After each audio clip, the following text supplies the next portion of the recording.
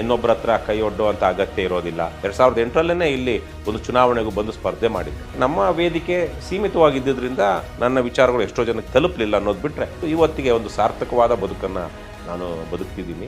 ಒಂದು ಓಟು ಒಂದು ನೋಟು, ಜನರೇ ಅಭ್ಯರ್ಥಿಯನ್ನು ಚುನಾಯಿಸುವಂಥ ಸಂದರ್ಭದಲ್ಲಿ ಆ ಚುನಾವಣಾ ಪ್ರಚಾರದ ಖರ್ಚು ವೆಚ್ಚಗಳನ್ನು ನಿಭಾಯಿಸಿದ್ರೆ ಸಾಕಷ್ಟು ಜನಪರ ಕೆಲಸಗಳನ್ನು, ಸಾಹಿತ್ಯ ಸಾಂಸ್ಕೃತಿಕ ಕೆಲಸಗಳನ್ನು ಮಾಡ್ಕೊಂಡು ಬಂದಿದ್ದೀನಿ.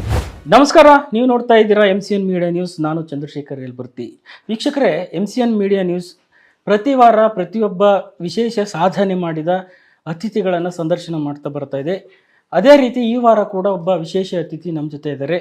ಸೊ ಕರ್ನಾಟಕ ರಾಷ್ಟ್ರ ಸಮಿತಿಯ ಸಂಸ್ಥಾಪಕ ಅಧ್ಯಕ್ಷರು ಹಾಗೂ ಈಗ ಗೌರವಾಧ್ಯಕ್ಷರಾಗಿರ್ತಕ್ಕಂಥ ರವಿ ಕೃಷ್ಣ ರೆಡ್ಡಿ ಅವರು ನಮ್ಮ ಸ್ಟುಡಿಯೋಗೆ ಬಂದಿದ್ದಾರೆ. ಸೊ ಇವತ್ತು ಅವರ ಜೀವನದ ಯಶೋಗಾಥೆ ಮತ್ತು ಅವರ ರಾಜಕಾರಣದ KRS ಪಕ್ಷದ ಇವತ್ತಿನ ಸ್ಥಿತಿಗತಿಗಳ ಬಗ್ಗೆ ಮತ್ತು ರಾಜ್ಯದಲ್ಲಿ ನಡೀತಿರ್ತಕ್ಕಂಥ ಲಂಚ ಮುಕ್ತ ಭ್ರಷ್ಟಾಚಾರವನ್ನು ನಿರ್ಮೂಲ ಮಾಡಿ ಹೊರಟಿರುವ ಅವರ ಒಂದು ಆಂದೋಲನಕ್ಕೆ ವಿಸ್ತೃತವಾಗಿ ಮಾತಾಡೋಕ್ಕೆ ನಮ್ಮ ಜೊತೆ ಇದ್ದಾರೆ. ಬನ್ನಿ, ಅವ್ರನ್ನ ಕಾರ್ಯಕ್ರಮಕ್ಕೆ ಸ್ವಾಗತ ಮಾಡೋಣ. ಸರ್, ಕಾರ್ಯಕ್ರಮಕ್ಕೆ ಸ್ವಾಗತ. ನಮಸ್ಕಾರ ಸರ್. ಹೇಳಿ, ರವಿ ಕೃಷ್ಣ ರೆಡ್ಡಿ ಅವರಂದ್ರೆ ಯಾರು? ಅಂದ್ರೆ ನಾವು ಸಂದರ್ಶನವನ್ನ ಸ್ಟಾರ್ಟ್ ಮಾಡೋಕ್ಕಿಂತ ಮುಂಚೆ ನಮ್ಮ ವೀಕ್ಷಕರಿಗೆ ತಮ್ಮ ಪರಿಚಯ ಮಾಡ್ತೀವಿ.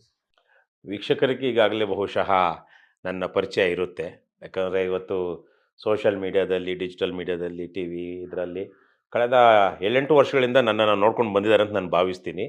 ರಾಜ್ಯದಲ್ಲಿ ಸಾಮಾಜಿಕವಾಗಿ ಮತ್ತು ರಾಜಕೀಯವಾಗಿ ಪ್ರಜ್ಞೆ ಇರುವಂತಹ, ಆ ವಿಚಾರಗಳನ್ನ ಗಮನಿಸ್ತಿರುವಂಥವ್ರಿಗೆ ರವಿ ಕೃಷ್ಣ ರೆಡ್ಡಿ ಇವತ್ತು ಒಂದು ಜನಪರ ಪ್ರಾದೇಶಿಕ ಪಕ್ಷ ಆಗಿರುವಂತಹ ಮೌಲ್ಯಾಧಾರಿತ ರಾಜಕಾರಣವನ್ನು ಮಾಡ್ತಾ ಇರುವಂತಹ KRS ಪಕ್ಷದ, ಕರ್ನಾಟಕ ರಾಷ್ಟ್ರ ಸಮಿತಿ ಪಕ್ಷದ ಅಧ್ಯಕ್ಷರಾಗಿದ್ದರು. ಅವರೀಗ ಗೌರವಾಧ್ಯಕ್ಷರಾಗಿದ್ದಾರೆ. ಎಲ್ಲ ಇವತ್ತಿನ ಸ್ಥಾಪಿತ ಪಕ್ಷಗಳೇನಿವೆ ಕರ್ನಾಟಕದಲ್ಲಿ, ನಾವು JCB ಅಂತೀವಿ. JDS, Congress, BJP. ಹೇಗೆ JCB ನೆಲ ಬಗೆಯುತ್ತೋ ಆ ಥರಕ್ಕೆ ಇವರು ಜನರ ಬದುಕನ್ನು ಬಗೆಯುವಂಥವ್ರು ಅಂತೇಳಿ ನಾನೇ ಅದಕ್ಕೆ ನಾಮಕರಣ ಮಾಡಿರುವಂಥದ್ದು. ಸೊ ಈ JCB ಪಕ್ಷಗಳ ವ್ಯತಿರಿಕ್ತವಾಗಿ ಒಂದು ಜನಪರವಾದ, ಜನರ ಮಾಲೀಕತ್ವದಲ್ಲಿರುವಂಥ ಒಂದು ರಾಜಕೀಯ ಪಕ್ಷ, ಒಂದು ಪರ್ಯಾಯ ರಾಜಕಾರಣ ವಿಶೇಷವಾಗಿ ಅದನ್ನು ಮಾಡಬೇಕು ಅಂತೇಳಿ ನಾವು ನಿರಂತರವಾಗಿ, ನಾನು ನಮ್ಮ ಸಂಗಾತಿಗಳು ನಮ್ಮ ಪಕ್ಷದಲ್ಲಿ ನಿರಂತರವಾಗಿ 6.5 ವರ್ಷಗಳಿಂದ ಹೋರಾಟವನ್ನು ಮಾಡ್ಕೊಂಡು ಬರ್ತಾಯಿದ್ವಿ. ಚುನಾವಣೆಗಳು ಸ್ಪರ್ಧಿಸಿದ್ದೀವಿ. ಅದಕ್ಕಿಂತ ಮೊದಲು ನಾನೊಬ್ಬ ಇಲ್ಲೇ ಬೆಂಗಳೂರು ಗ್ರಾಮೀಣ ಭಾಗದವನು, ಬೆಂಗಳೂರು ನಗರ ಜಿಲ್ಲೆಯ ಆನೇಕಲ್ ತಾಲೂಕಿನವನು. ಸಾಫ್ಟ್ವೇರ್ ಇಂಜಿನಿಯರ್ ಆಗಿ 10 ವರ್ಷ ಅಮೇರಿಕದಲ್ಲಿದ್ದು, ಒಬ್ಬ ಲೇಖಕನಾಗಿ, ಕನ್ನಡ ಲೇಖಕನಾಗಿ 4-6 ಪುಸ್ತಕಗಳನ್ನು ಪಬ್ಲಿಷ್ ಮಾಡಿ, ವಿಕ್ರಾಂತ ಕರ್ನಾಟಕ ಅನ್ನುವಂಥ ಒಂದು ವಾರಪತ್ರಿಕೆಯನ್ನು ಅಮೆರಿಕದಲ್ಲೇ ನಡೆಸಿ, ಅಮೇರಿಕದಲ್ಲಿ ಒಂದು ಕನ್ನಡಕೂಟ, ಬೇ ಏರಿಯಾದಲ್ಲಿರುವಂತಹ ಕನ್ನಡಕೂಟದ ಅಧ್ಯಕ್ಷನಾಗಿ ಸಾಕಷ್ಟು ಜನಪರ ಕೆಲಸಗಳನ್ನು, ಸಾಹಿತ್ಯ ಸಾಂಸ್ಕೃತಿಕ ಕೆಲಸಗಳನ್ನು ಮಾಡ್ಕೊಂಡು ಬಂದಿದ್ದೀನಿ. ಸೊ ರವಿ ಕೃಷ್ಣ ರೆಡ್ಡಿ ಹೀಗೆ ಅಂತ ಅನ್ನೋದಕ್ಕಿಂತ ಈಗ ಜನಮಾನಸದಲ್ಲಿ ಏನಿದೆ ಅಂದರೆ, ರವಿ ಕೃಷ್ಣ ರೆಡ್ಡಿ ಒಬ್ಬ ಹೋರಾಟಗಾರ, ಸಾಮಾಜಿಕ ಹೋರಾಟಗಾರ, ರಾಜಕೀಯ ಹೋರಾಟಗಾರ. ಹಲವು ಚುನಾವಣೆಗಳನ್ನು ಎದುರಿಸಿದ್ದಾರೆ ಮತ್ತು ಅವರು ಹಣ ಹಂಚದೆ, ಹೆಂಡ ಕೊಡಿಸದೆ ಜನರೇ ತಮ್ಮ ಪ್ರತಿನಿಧಿಗಳನ್ನು ಸ್ವಯಂ ಪ್ರೇರಣೆಯಿಂದ ಆಯ್ಕೆ ಮಾಡ್ಕೊಳ್ಬೇಕು, ಸ್ವಯಂ ಇಚ್ಛೆಯಿಂದ ಆಯ್ಕೆ ಮಾಡ್ಕೊಳ್ಬೇಕು. ಹಾಗಾಗಿ ಒಂದು ಓಟು ಒಂದು ನೋಟು, ಜನರೇ ಅಭ್ಯರ್ಥಿಯನ್ನು ಚುನಾಯಿಸುವಂಥ ಸಂದರ್ಭದಲ್ಲಿ ಆ ಚುನಾವಣಾ ಪ್ರಚಾರದ ಖರ್ಚು ವೆಚ್ಚಗಳನ್ನು ನಿಭಾಯಿಸಿದ್ರೆ ಆಗ ಆ ಅಭ್ಯರ್ಥಿ ಜನರ ಹಂಗಿನಲ್ಲಿ ಅನ್ನೋದಕ್ಕಿಂತ ಜನರ ಕೆಲಸ ಮಾಡ್ತಾನೆ ಅಥವಾ ಜನರ ಹತೋಟಿಯಲ್ಲಿರ್ತಾನೆ. ಹಂಗು ಅನ್ನೋದು ಬೇಡ, ಜನರ ಹತೋಟಿಯಲ್ಲಿರ್ತಾನೆ. ಇಲ್ಲ ಅಂದರೆ ಅವನು ಸ್ವಂತ ದುಡ್ಡು ಅದು ಯಾವುದೇ ಮಾರ್ಗದಲ್ಲಿ ಮಾಡಿರೋದಾಗಿರಲಿ, ಅವನು ತಂದು ಖರ್ಚು ಮಾಡಿದಾಗ ಜನ ಅವನ ಗುಲಾಮರಾಗ್ತಾರೆ ಹೊರತು ಆತ ಜನಪ್ರತಿನಿಧಿ ಆಗೋದಿಲ್ಲ. ಈ ತರಹದ ಒಂದು ರಾಜಕಾರಣ ರವಿ ಕೃಷ್ಣ ರೆಡ್ಡಿ ಮಾಡ್ತಾ ಇರೋದು. ಮತ್ತು ಅವರು ಲಂಚಮುಕ್ತ ಕರ್ನಾಟಕ ಅನ್ನುವಂಥ ಹೆಸರಿನಲ್ಲಿ ಮಾಡಿರುವಂಥ ಅಭಿಯಾನಗಳಿಂದಾಗಿ ರಾಜ್ಯಾದ್ಯಂತ ಲಕ್ಷಾಂತರ ಜನ ಸ್ಫೂರ್ತಿ ಪಡ್ಕೊಂಡಿದ್ದಾರೆ. ಇವತ್ತು ಸರ್ಕಾರಿ ಕಚೇರಿಗಳಿಗೆ, ಪೊಲೀಸ್ ಠಾಣೆಗಳಿಗೆ ಯಾರಾದರೂ ಒಂದು ಸಮೂಹ, ಒಂದು ಗುಂಪು ಧೈರ್ಯವಾಗಿ ಹೋಗ್ತಾ ಇದೆ ಅಂದರೆ ಅದು KRS ಪಕ್ಷ, KRS ಪಕ್ಷದ ಜೊತೆಗಿರುವಂಥವರು. ಈ ತರಹದ ಒಂದು ಹಲವು ಭಾವನೆಗಳಿದೆ ಅಂತ ನಾನು ಭಾವಿಸ್ಕೊಂಡಿದ್ದೀನಿ. ಅದರಿಂದ ಆಚೆಗೆ ವೀಕ್ಷಕರಿಗೆ, ನಿಮ್ಮ ವೀಕ್ಷಕರು ಅವರು ಯಾವ್ಯಾವ ವರ್ಗ, ಪ್ರಾದೇಶಿಕ ಯಾವ ಥರ ಬಂದಿರ್ತಾರೆ ಅನ್ನೋದ್ರ ಮೇಲೆ ಅವ್ರಿಗೆ ಬಹುಶಃ ರವಿ ಕೃಷ್ಣ ರೆಡ್ಡಿ ಪರಿಚಯ ಇದೆ ಅಂತ ನಾನು ಭಾವಿಸ್ಕೊಳ್ತೀನಿ. ತುಂಬ ಹೆಚ್ಚಿನ ಪರಿಚಯ ನಾನು ಮಾಡ್ಕೊಡೋದು ಸರಿ ಹೋಗಲ್ಲ. ಈ ರವಿ ಕೃಷ್ಣ ರೆಡ್ಡಿ ಅವರು ಅಂದ್ರೆ ದೂರದ ಅಮೆರಿಕದಲ್ಲಿ ವೆಲ್ ಸೆಟಲ್ಡ್ ಒಂದು ಒಳ್ಳೆ ಹುದ್ದೆಯಲ್ಲಿದ್ರೆ, ಅದರಲ್ಲಿ ಈಗ IT ಬೂಮ್ ಆಗಿದೆ. ಸೊ IT ಯಲ್ಲಿದ್ದು ಲಕ್ಷಾಂತರ ರೂಪಾಯಿ ಸಂಬಳವನ್ನ ಮಾಡ್ಕೊಂಡು ಒಂದು ಕೌಟುಂಬಿಕ ಜೀವನ ನಡೆಸ್ಕೊಂಡು, ಯಾಕೆ ಸರ್ ಈ ಸೆಳೆತ? ಯಾಕೆ ಮತ್ತೆ ತಾಯ್ನಾಡಿಗೆ ಬಂದು ಸೇವೆ ಮಾಡಬೇಕು ಅನ್ನೋ ತುಡಿತ ಯಾಕೆ ಬಂತು? ನೋಡಿ, ಒಂದು ಪ್ರೇರಣೆ ಮನುಷ್ಯನಿಗೆ ಆಗಾಗ ಕೆಲವೊಂದು ಪ್ರೇರಣೆಗಳಾಗುತ್ತೆ. ಕೆಲವೊಂದು ಸಾಮಾಜಿಕ ಒತ್ತಡಗಳು, ಕೌಟುಂಬಿಕ ಒತ್ತಡಗಳು, ಅದಕ್ಕಿಂತ ಹೆಚ್ಚಾಗಿ ಆತ್ಮದ ಕರೆ.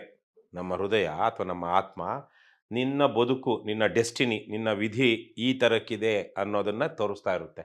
ಅಂತಹ ಸಂದರ್ಭಕ್ಕೆ ನಾವು ನಮ್ಮ ಹೃದಯದ ಕರೆಗೆ, ಆತ್ಮದ ಕರೆಗೆ, ಯಾವುದಾದ್ರೂ ಕರೆ ಅಂತ ಹೇಳಿ ನೀವು ಅದಕ್ಕೆ ಹೋಗೊಟ್ಟಾಗ ಕೆಲವೊಂದು ಇನ್ನು ಸ್ಟೇಟಸ್ ಕೋ ಏನಿರುತ್ತೆ ಅವ್ರ ಯಥಾಸ್ಥಿತಿಯಿಂದ ಬದಲಾಗಿ ಬೇರೆ ಕಡೆಗೆ ಬರ್ತಾರೆ. ನನಗೂ ಅದೇ ಥರದ ಒಂದು ಚಿಕ್ಕಂದಿನಿಂದಲೂ ನನಗಿದ್ದಿದ್ದು ಸಾಮಾಜಿಕವಾಗಿ ನಾನೇನಾದರೂ ಕೆಲಸ ಮಾಡಬೇಕು ಆ ಥರದ ದೃಷ್ಟಿ ಇತ್ತೇ ಹೊರತು ನನಗೆ ನಾನು ಶ್ರೀಮಂತನಾಗಬೇಕು ಕಾಲ ಮೇಲೆ ನಿಲ್ಲಬೇಕು ಅಂತಿತ್ತು. ಸೊ ಯಾವಾಗ ಕಾಲ ಮೇಲೆ ನಿಂತು ಇನ್ನು ನಾನು ಭಾರತಕ್ಕೆ ವಾಪಸ್ ಹೋದ್ರೂ ನಾನು ಇನ್ನೊಬ್ಬರ ಹತ್ರ ಕೈ ಒಡ್ಡುವಂಥ ಅಗತ್ಯ ಇರೋದಿಲ್ಲ, ನನ್ನ ಒಂದು ಸರಳವಾಗಿ ಬದುಕೋದಕ್ಕೆ ಏನು ತೊಂದರೆ ಇಲ್ಲ ಅನ್ನುವಂತಹ ದಿನ ಬಂದಾಗ ನಾನು ನಮ್ಮ ಕುಟುಂಬ ಸಮೇತನಾಗಿ ಅಮೇರಿಕದಿಂದ ಭಾರತಕ್ಕೆ ವಾಪಸ್ಸಾದೆ. ಆವತ್ತಿಂದ ಅದಕ್ಕಿಂತ ಮೊದಲೇ ನಾನು 2008ರಲ್ಲೇ ಇಲ್ಲಿ ಒಂದು ಚುನಾವಣೆಗೂ ಬಂದು ಸ್ಪರ್ಧೆ ಮಾಡಿದ್ದೆ. ಸೊ ಹಾಗಾಗಿ ಇಲ್ಲೊಂದು ಮೌಲ್ಯಾಧಾರಿತ ರಾಜಕಾರಣ, ಮೌಲ್ಯಾಗ್ರಹ ಅಂತ ಒಂದು 3 ದಿವಸ ಉಪವಾಸ ಸತ್ಯಾಗ್ರಹ ಮಾಡಿದ್ದೆ. ಅದೇ ವಿಚಾರವಾಗಿ ಅಮೇರಿಕದಿಂದ ರವಿ ಅಂತೇಳಿ ವಿಕ್ರಾಂತ ಕರ್ನಾಟಕ ವಾರಪತ್ರಿಕೆಯಲ್ಲಿ ಹಲವು ಸಾಮಾಜಿಕ, ರಾಜಕೀಯ, ಆರ್ಥಿಕ, ಸಾಂಸ್ಕೃತಿಕ, ಜಾಗತಿಕ ವಿದ್ಯಮಾನಗಳ ಬಗ್ಗೆಯೂ ಸಹ ನಾನು ಬರೀತಿದ್ದೆ. ಬಹುಶಃ ನನ್ನಷ್ಟು ವಿಪುಲವಾಗಿ ಮತ್ತು ವೈವಿಧ್ಯಮಯವಾಗಿ ಬರಿತಿರುವಂಥ ಕನ್ನಡ ಲೇಖಕರು ಕಡಿಮೆ, ಅಪರೂಪ. ಆದರೆ ನನ್ನ ವೇದಿಕೆ ಏನಿತ್ತು ವಿಕ್ರಾಂತ ಕರ್ನಾಟಕ, ಆ ವೇದಿಕೆ ಬಹಳ ಸಣ್ಣ ವೇದಿಕೆ ಆಗಿತ್ತು. ಅದು ಒಂಥರ ವಿಫಲ ಪ್ರಯೋಗ ಆಗಿತ್ತು. ಹಾಗಾಗಿ ಅದು ಭಾಳ ಜನ ಗೊತ್ತಾಗಿಲ್ಲ. ಗೊತ್ತಿದ್ದವರು ಭಾಳ ಮೆಚ್ಕೊಂಡ್ರು. ನನಗೆ ಗೊತ್ತಿರೋ ಹಾಗೆ ನನಗೆ ಖಾತ್ರಿ ಇದೆ. ಯಾಕಂದ್ರೆ ನಾನು ಭಾಳ ಭಾಳ ವಿಸ್ತಾರವಾದ ವಿಪುಲವಾಗಿ ಓದಿರುವಂತಹ ಒಬ್ಬ ಓದುಗನಾಗಿ ನನ್ನ ಬರವಣಿಗೆ ನಾನು ಈಗಲೂ ನೋಡಿದಾಗ ನಾನೊಬ್ಬ ಗಟ್ಟಿ ಶಕ್ತಿಶಾಲಿಯಾದ ಚಿಂತಕ ಮತ್ತು ಲೇಖಕ ಅನ್ನೋದು ನನಗನ್ಸಿದೆ. ಆದರೆ ಆಗಲೇ ಹೇಳ್ದಂಗೆ ಅದಕ್ಕೊಂದು ದೊಡ್ಡ ವೇದಿಕೆ ನನಗೆ ಬೇರೆ ಬೇರೆ ಕಾರಣಗಳಿಂದಾಗಿ ಸಿಗಲಿಲ್ಲ. ಹಾಗಂತೇಳಿ ನಾನು ಬರೆದಿದ್ದು ಏನು ಒಳ್ಳೆಯ ಸಾಹಿತ್ಯ, ಕುವೆಂಪು ಅವ್ರಿಗೆ ನೋಬೆಲ್ ಬರದೇ ಇರಬಹುದು. ನೋಬೆಲ್ ಬರುವ ಸಾಹಿತಿಗಳು ಎಷ್ಟೋ ಸಾಹಿತಿಗಳಿಂದ ಅತ್ಯುತ್ತಮ ಸಾಹಿತ್ಯವನ್ನು ಕುವೆಂಪು ಕನ್ನಡದಲ್ಲಿ ಬರೆದಿದ್ದಾರೆ. ಕನ್ನಡ ಅನ್ನುವಂಥದ್ದು ಒಂದು ಸೀಮಿತವಾದಂತಹ ನೆಲೆ ಅನ್ನುವಂಥ ದೃಷ್ಟಿಕೋನದಲ್ಲಿ ನಾವು ನೋಡಿದಾಗ, ಅಂದರೆ ಜಾಗತಿಕ ಸಾಹಿತ್ಯಿಕ ವಲಯದಲ್ಲಿ ಕುವೆಂಪು ಅವರಿಗೆ ಅವ್ರು ಇಂಗ್ಲೀಷ್ ಸಾಹಿತ್ಯ ಆಗಿದ್ದರೆ ಅಥವಾ ಬೇರೆ ಇನ್ಯಾವುದೋ ಐರೋಪ್ಯ ರಾಷ್ಟ್ರದ ಯಾವುದೋ ಒಂದು ಭಾಷೆಯ ಸಾಹಿತ್ಯ ಆಗಿದ್ದರೆ ಅವ್ರಿಗೆ ಬಹಳ ಬೇಗ ಮಾನ್ಯತೆ ಬರ್ತಿತ್ತು ಅಂತ ಅಂದ್ಕೊಳ್ಬೋದು. ಅದು ಸ್ಪ್ಯಾನಿಷ್ ಇರಬಹುದು ಅಥವಾ ಇಂಗ್ಲೀಷ್ ಇರ್ಬೋದು. ಆದರೆ ಕುವೆಂಪು ಹಾಗಂತೇಳಿ ಭಾಳ ಶಕ್ತಿಶಾಲಿ ಲೇಖಕ, ದಾರ್ಶನಿಕ ಲೇಖಕ, ಕನ್ನಡದ ಕುಲನಾಯಕರಲ್ಲಿ ಒಬ್ಬರು ಅಗ್ರಗಣ್ಯರು. ಹಾಗಾಗಿ ನನಗೂ ಅಷ್ಟೇ ನಮ್ಮ ವೇದಿಕೆ ಸೀಮಿತವಾಗಿದ್ದರಿಂದ ನನ್ನ ವಿಚಾರಗಳು ಎಷ್ಟೋ ಜನಕ್ಕೆ ತಲುಪಲಿಲ್ಲ ಅನ್ನೋದು ಬಿಟ್ಟರೆ ನಾನೊಬ್ಬ ಶಕ್ತಿಶಾಲಿ ಲೇಖಕ. ಹಾಗಾಗಿ ಇವೆಲ್ಲದರಿಂದಾಗಿ ನನಗೊಂದು ಕರೆ ಏನಿತ್ತು, ಆತ್ಮದ ಕರೆ, ನಾನು ಈ ಸಮಾಜಕ್ಕಾಗಿ ಕೆಲಸ ಮಾಡಬೇಕು. ಹೇಗೆ ಮಹಾತ್ಮ ಗಾಂಧೀಜಿ, ನೆಹರು, ಬುದ್ಧ, ಬಸವಣ್ಣ ಈ ಥರದ ಹಲವಾರು ನಮ್ಮ ಪೂರ್ವಿಕರು ಸಮಾಜದ ಹಿತಕ್ಕಾಗಿ, ಜನರ ಹಿತಕ್ಕಾಗಿ, ನಾಡಿಗಾಗಿ ಕೆಲಸ ಮಾಡಿದ್ರು. ಆ ಥರದ ಒಂದು ದೇಶ ಪ್ರೇಮದ ಕರೆ ನನ್ನ ಹೃದಯದಲ್ಲಿತ್ತು. ಆ ಕಾರಣಕ್ಕಾಗಿ ನಾನು ಬಂದು ಇವತ್ತಿಗೆ ಒಂದು ಸಾರ್ಥಕವಾದ ಬದುಕನ್ನು ನಾನು ಬದುಕ್ತಿದ್ದೀನಿ. ರವಿ ಕೃಷ್ಣಾರೆಡ್ಡಿ ಸಾಫ್ಟ್ವೇರ್ ಇಂಜಿನಿಯರ್ ಇದ್ದಾಗ ಏನು ಕೆಲಸ ಮಾಡ್ತಾ ಇದ್ನೋ ಆ ಥರದ ಕೆಲಸ ಮಾಡೋದಕ್ಕೆ ಲಕ್ಷಾಂತರ ಜನ ಇದ್ದಾರೆ. ಬೆಂಗಳೂರಲ್ಲ ಒಂದು 10-20 ಲಕ್ಷ ಜನ ನಾನು ಏನು ಕೆಲಸ ಮಾಡ್ತಾಯಿದ್ದಾರೆ. ಭಾರತೀಯರೇ ಅಮೇರಿಕದಲ್ಲಿ ನಾನಿದ್ದಂತಹ ಜಾಗದಲ್ಲಿ ಸಿಲಿಕಾನ್ ವ್ಯಾಲಿ ಅಂತ ಏನು ಹೇಳ್ತಾರೋ ಅಲ್ಲಿ ಲಕ್ಷಾಂತರ ಜನ ಇಂಡಿಯನ್ಸೇ ಇದ್ದಾರೆ. ಆದರೆ ಇವತ್ತು ಕರ್ನಾಟಕದಲ್ಲಿ ರವಿ ಕೃಷ್ಣಾರೆಡ್ಡಿ ಮಾಡ್ತಾ ಇರುವಂಥ ಕೆಲಸವನ್ನು ಮಾಡ್ತಾ ಇರೋನು ಒಬ್ಬನೇ. ಚುನಾವಣಾ ರಾಜಕಾರಣದಲ್ಲಿ ಗೆದ್ದಿಲ್ಲ, ನಾವು ಜೀವನದಲ್ಲಿ ಗೆದ್ದಿದ್ದೀವಿ. ಪರಮಭ್ರಷ್ಟ, ಪರಮ ದುಷ್ಟ ವ್ಯವಸ್ಥೆ ಇವತ್ತಿರುವಂಥದ್ದು. ನನಗನ್ನಿಸ್ದಂಗೆ ಇವತ್ತಿನ ಮಟ್ಟಕ್ಕೆ ಇವತ್ತು ಜನರನ್ನೇ ನಾವು ಆ ಸ್ಥೈರ್ಯ ಕೊಟ್ಟು ಭ್ರಷ್ಟಾಚಾರದ ವಿರುದ್ಧ ನಿಲ್ಲಿಸಬೇಕಾಗಿದೆ. ಇವತ್ತಿರೋ ಪಾರ್ಲಿಮೆಂಟಲ್ಲಿ ಅರ್ಧಕ್ಕರ್ಧ, ಬಹುಶಃ 40%, ಅರ್ಧಕ್ಕರ್ಧ ಅಲ್ಲದೆ 40% MP ಗಳ ಮೇಲೆ ಕ್ರಿಮಿನಲ್ ಕೇಸ್ಗಳಿದೆ. ಆಸ್ತಿ ಸಂಪತ್ತು 1-2% ಜನರ ಕೈಯಲ್ಲಿದೆ. ನಾನು ಹೇಳೋದಕ್ಕೆ ಮೋದಿ ಯುದ್ಧ ನಿಲ್ಲಿಸರು ಅಂತ ಹೇಳ್ತಿದಾರಲ್ವಾ. ಇವತ್ತು ದೊಡ್ಡ ಸಾಮಾಜಿಕ ಪಿಡುಗು, ಸಾಮಾಜಿಕ ನ್ಯಾಯಕ್ಕೆ ಅತಿ ದೊಡ್ಡ ಶತ್ರು ಅಂದರೆ ಇವತ್ತು ಲಂಚಕೋರತನ ಮತ್ತು ಭ್ರಷ್ಟಾಚಾರ. ಇಡೀ ಸರ್ಕಾರಿ ಆರೋಗ್ಯ ವ್ಯವಸ್ಥೆಯನ್ನು ನಾಶ ಮಾಡ್ತಾ ಇದ್ದಾರೆ. ದೆವ್ವಗಳು ನಮ್ಮನ್ನ ಆಳ್ತಾ ಇವೆ.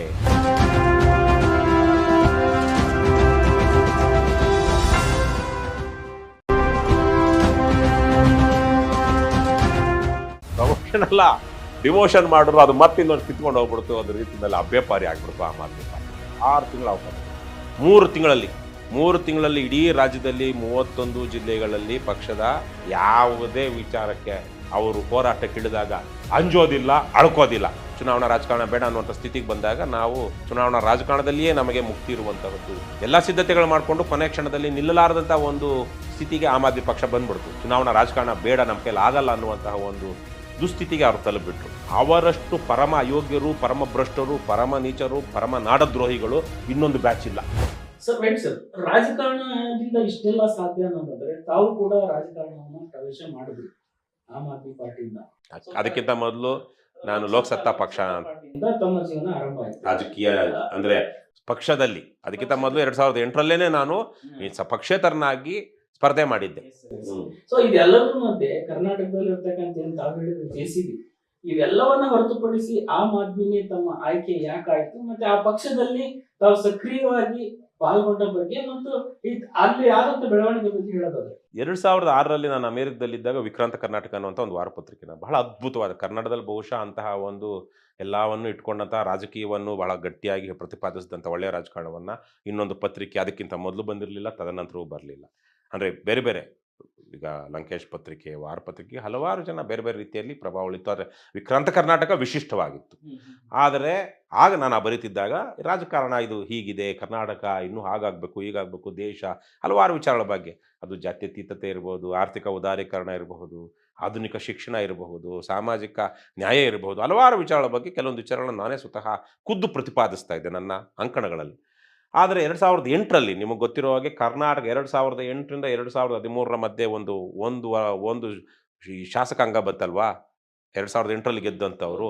ಅವರಷ್ಟು ಪರಮ ಅಯೋಗ್ಯರು, ಪರಮ ಭ್ರಷ್ಟರು, ಪರಮ ನೀಚರು, ಪರಮ ನಾಡದ್ರೋಹಿಗಳು ಇನ್ನೊಂದು ಬ್ಯಾಚ್ ಇಲ್ಲ. ಅದಕ್ಕಿಂತ ಮೊದಲು ಇಲ್ಲ, ಅದಕ್ಕೆ ತದನಂತರವೂ ಇಲ್ಲ. ಅತ್ಯಂತ ಕ್ಷುದ್ರ ಜನ ಕರ್ನಾಟಕದಲ್ಲಿ ಯಾವುದಾದ್ರೂ ಒಂದು ಸಂದರ್ಭದಲ್ಲಿ ಅತ್ಯಂತ ಕ್ಷುದ್ರ ರಾಜಕಾರಣಿಗಳು ನಮ್ಮ ಜನಪ್ರತಿನಿಧಿಗಳಾಗಿರುವಂಥ ಯಾವುದಾದ್ರು ಒಂದು ಅವಧಿ ಇದೆ ಅಂದರೆ ಅದು 2013ರಿಂದ 2018ರ ಮಧ್ಯೆ ಇದ್ದಂತಹ MLAಗಳು. ಹಾಗಾಗಿ ಇದನ್ನು ವಿರೋಧಿಸಬೇಕು ಅಂತಲೇ ನಾನು ಅಮೆರಿಕದಿಂದ ಬಂದು ಜನಸಾಮಾನ್ಯರಿಂದ ದೇಣಿಗೆ ಸಂಗ್ರಹಿಸಿ ಜಯನಗರದಲ್ಲಿ ಚುನಾವಣೆಗೆ ನಿಂತಿದ್ದೆ.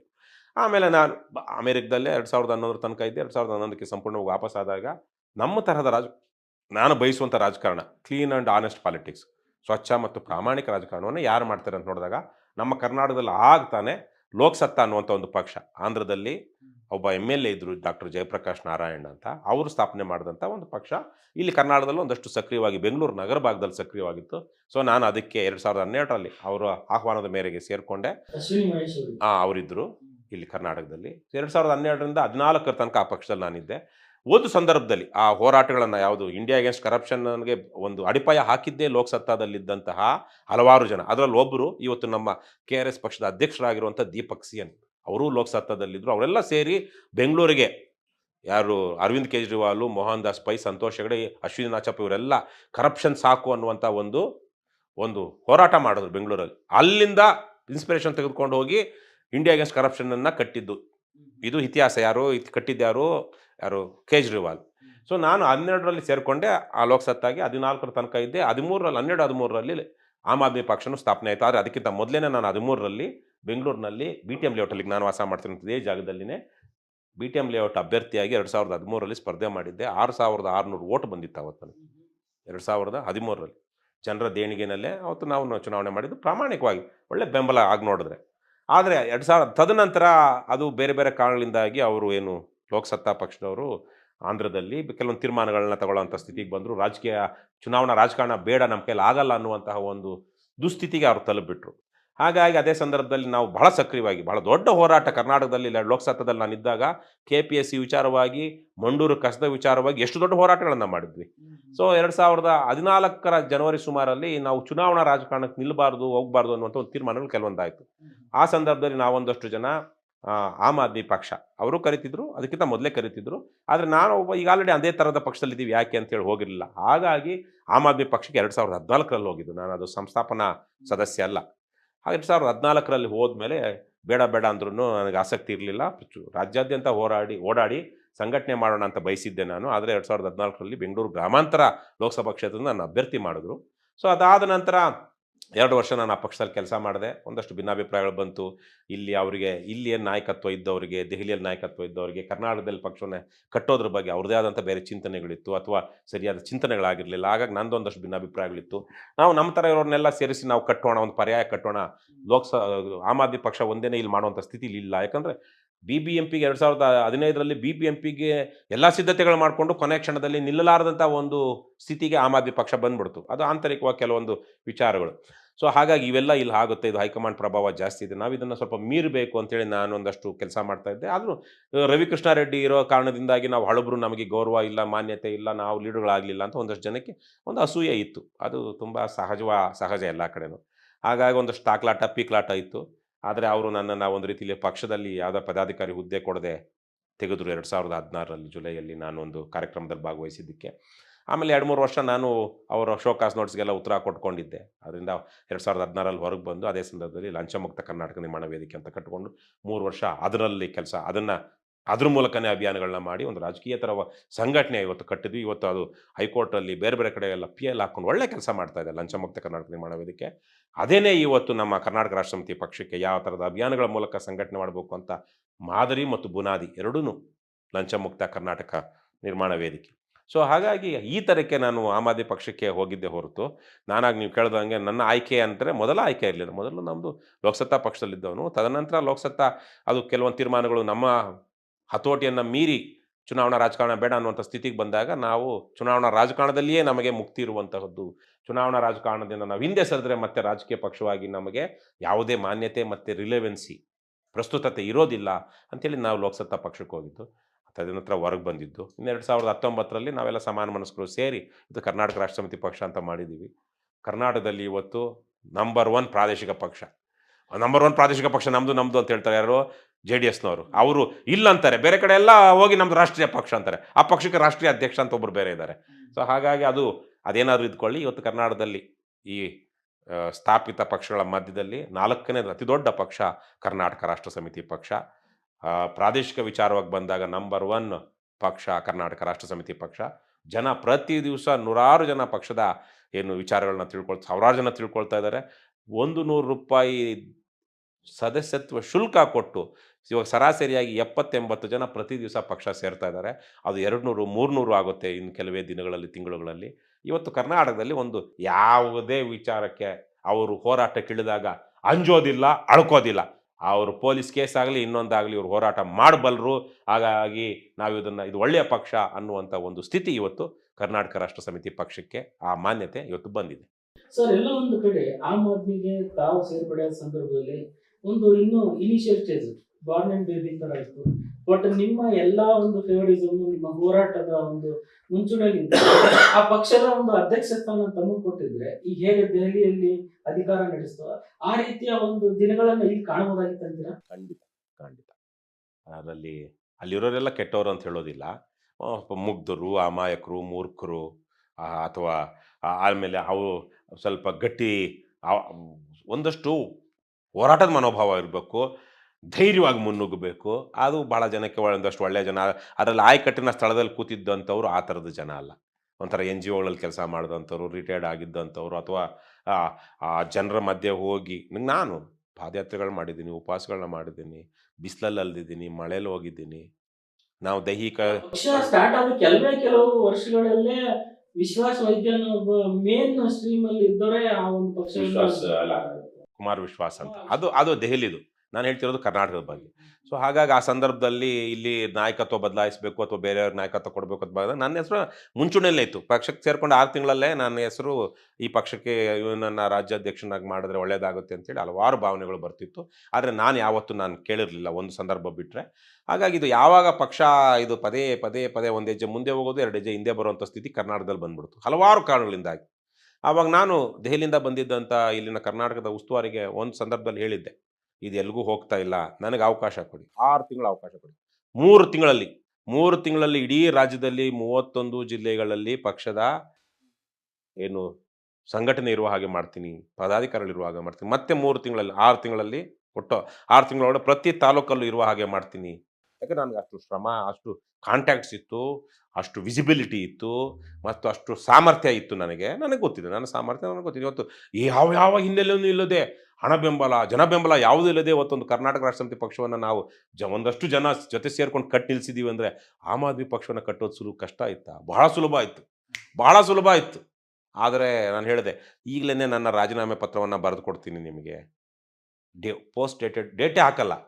ಯಾವತ್ತು ನಿಮಗೆ ನಾನು ಕೊಟ್ಟಿರೋ ಗೋಲ್ಸಲ್ಲಿ ನಾನು ಮುಟ್ತಾ ಇಲ್ಲ ಅಂತ ಅನ್ನಿಸ್ದಾಗ, ಗುರಿ ಮುಟ್ತಾ ಇಲ್ಲ, ನಾನೇ ಕೊಟ್ಟಿರುವಂಥ ಗುರಿಯನ್ನು ಅಂದಾಗ, ನೀವು ಆ ರಾಜೀನಾಮೆಯನ್ನು ಅಕ್ಸೆಪ್ಟ್ ಮಾಡ್ಕೊಳ್ಳಿ, ಡೇಟ್ ಹಾಕ್ಕೊಳ್ಳಿ, ನಾನು ಬಿಡುಗಡೆ ಮಾಡಿ ಕೊಡಿ ಅಂದೆ. ಇಲ್ಲ, ಅವರು ಆವತ್ತೇನು ಮಾಡಿದ್ರು ಅಂದರೆ, ಆವತ್ತು ನಾವು 3-4 ಜನ ಸಹ ಸಂಚಾಲಕರಿದ್ವಿ, 10 ಸಂಚಾಲಕರನ್ನ ಮಾಡಿ ಅದರಲ್ಲಿ ನನ್ನೊಬ್ಬನ ಮಾಡಿದ್ರು. ಅದು ಇನ್ನೂ ಡಿಮೋಷನ್ ಮಾಡಿಬಿಟ್ರು. ಪ್ರಮೋಷನ್ ಅಲ್ಲ, ಡಿಮೋಷನ್ ಮಾಡಿದ್ರು. ಅದು ಮತ್ತೆ ಇನ್ನೊಂದು ಕಿತ್ಕೊಂಡು ಹೋಗ್ಬಿಡ್ತು. ಅದ್ರ ರೀತಿಯಲ್ಲಿ ಅಭ್ಯಪಾರಿ ಆಗ್ಬಿಡ್ತು ಆಮ್ ಆದ್ಮಿ ಪಾರ್ಟಿ. ಅದು ನಿಜಕ್ಕೂ ನೀವೆಲ್ಲ ನೋಡಿದಾಗ ಕಳೆದುಕೊಂಡಂತಹ ಅಂದರೆ ನಿಜಕ್ಕೂ ಒಂದು ವಿಚಾರದಲ್ಲಿ ಇವತ್ತಿರುವಂಥ ಸಾರ್ಥಕತೆ ಅಥವಾ ಜನರಿಗೆ ಸ್ಫೂರ್ತಿಯನ್ನು ನಾನು ಕೊಡೋದಕ್ಕೆ ಸಾಧ್ಯ ಇತ್ತೋ ಇಲ್ಲೋ ಗೊತ್ತಿಲ್ಲ, ಆಮ್ ಆದ್ಮಿ ಪಾರ್ಟಿಲಿ ಮುಂದುವರೆದಿದ್ರೆ. ಆದರೆ ಇನ್ನೊಂದಷ್ಟು ರಾಜಕೀಯವಾಗಿ ನಾವು ಬಲಗೊಳ್ಳೋದು ಸುಲಭವಾಗಿತ್ತು. ಇಷ್ಟು ಶ್ರಮ ಪಡಬೇಕಾಗಿರಲಿಲ್ಲ.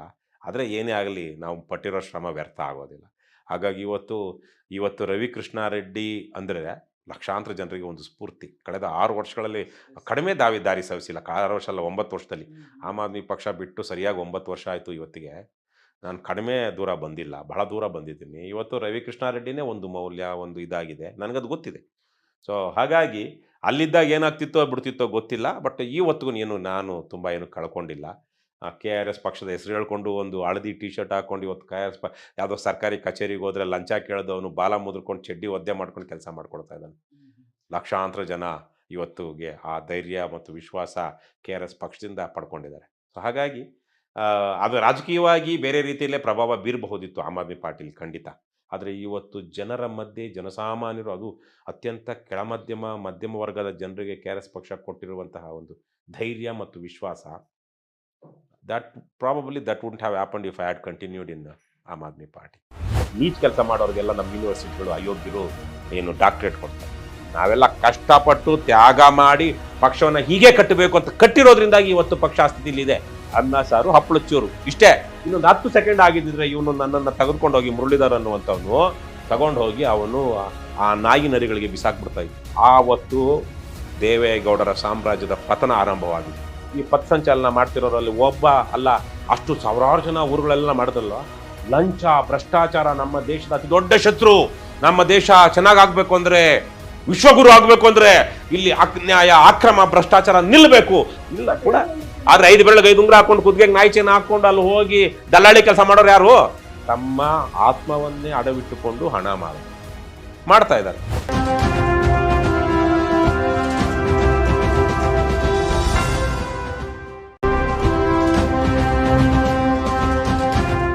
ನೀಚ್ ಕೆಲಸ ಮಾಡೋರಿಗೆಲ್ಲ ನಮ್ಮ ಯೂನಿವರ್ಸಿಟಿಗಳು ಅಯೋಗ್ಯರು ಏನು ಡಾಕ್ಟ್ರೇಟ್ ಕೊಡ್ತಾರೆ.